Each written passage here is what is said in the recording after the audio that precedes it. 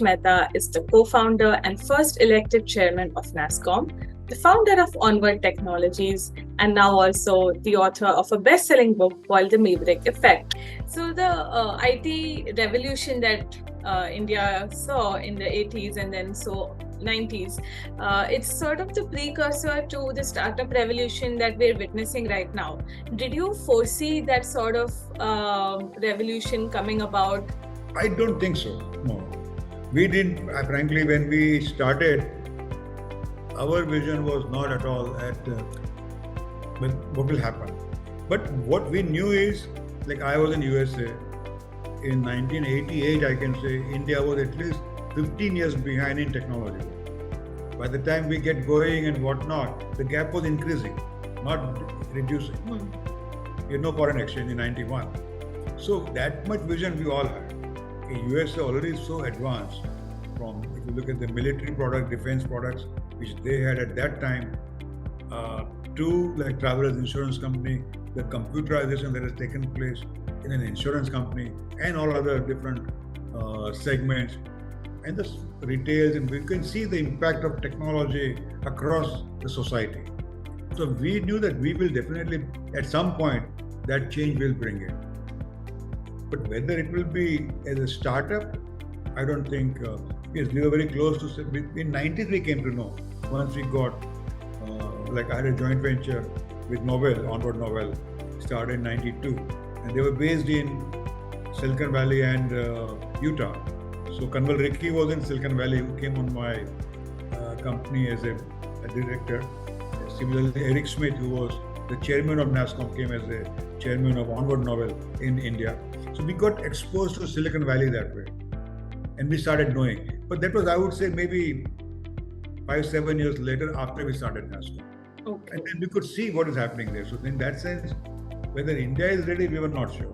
That took another 15 years because without internet, we were nowhere. Right. The internet itself had, so we as a NASSCOM had coined a phrase, Roti Kapda Makan, and 3 megabits of bandwidth per citizen.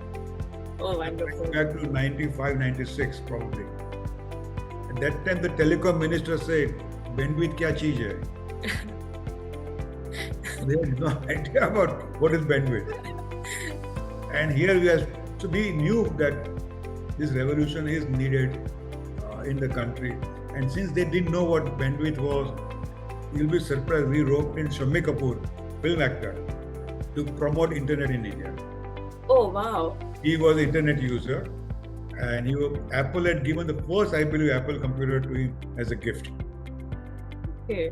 And that's how we came to know him, and we said, why not we have him as our icon, celebrity, spokesperson to promote internet in India. So we'll go to telecom department, people will come to see him and meet him, and then subtly the whole message of internet would go in. So a number of things we had to do to promote and bring, let's say, internet into India.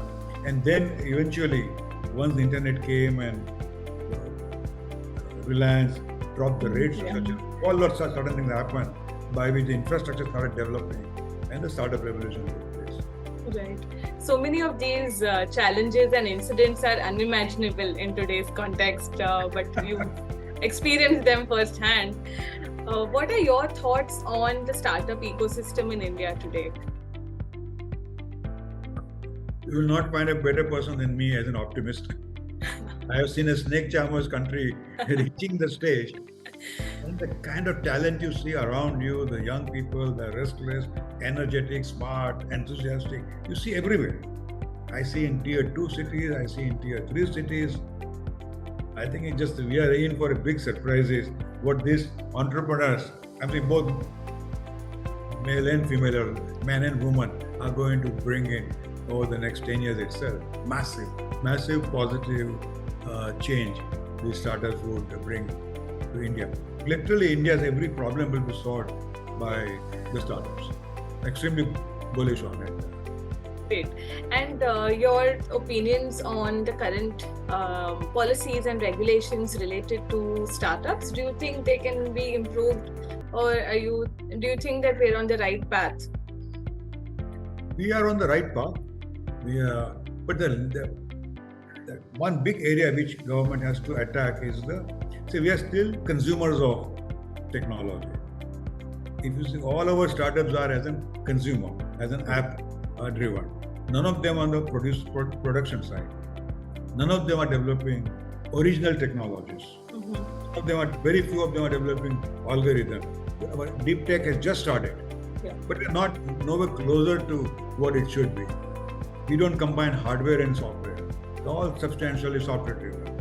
So big changes required, and that starts at an R&D level in universities, and then percolate to corporate R&D, government R&D, and then coming up and visioning out what are the relevant products, technologies for India, which are average Indian affordability is so low, like $2,000 per capita, we just can't afford. So we need to have products and services which are affordable as well as accessible to billion people. So all that requires a major change to come in from that research and other perspective.